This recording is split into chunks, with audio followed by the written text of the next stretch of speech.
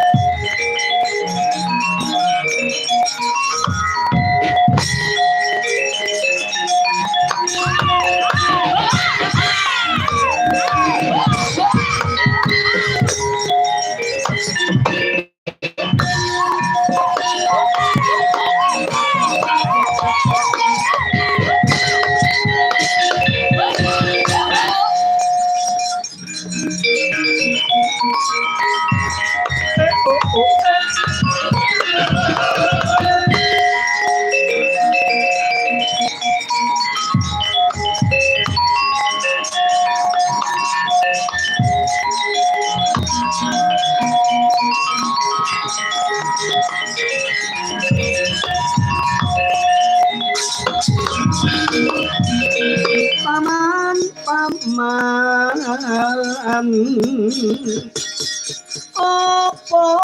wartane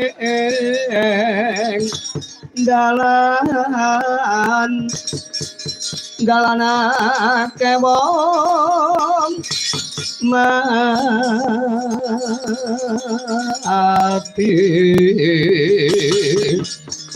mati kena ngapa mati den kaningaya curiga sing kikir agari roko badan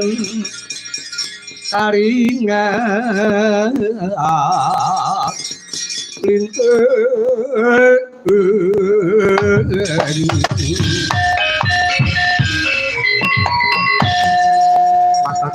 watatitah ento urung watara suwi nggonku pacak baris urung watara suwi nggonku pacak baris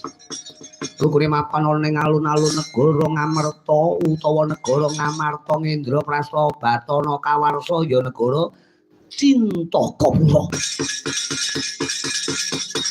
lembah dawuh Kanjeng Sunan Prabu Dewa Kartika supaya ngikut sapa bae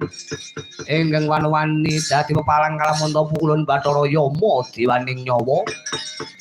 Mondong panengguk Pandhawa panenggak panenggak apa panengguk panenggak walah panenggak Pandhawa sing jeneng Raden Plekudara ya kene kapornyata urung watara suwi nggonku pacak baris kepapak barisan teng terangat tumbake mekar payung iku ya jamur barat keparat dudu karepe dhewe umlebet umbul-umbule kaya ngawe ing terangat tumbake kaya jati ngarang margake aja mati tanpa aran sapa jenengmu lek nomripatmu bukaken gobokmu sing amba bocah saka swela bumi ya lisan mula yen lakon marang aku jenengku Raden Setyaki paladala sing jeneng Setyaki kowe yo ayo margake mundur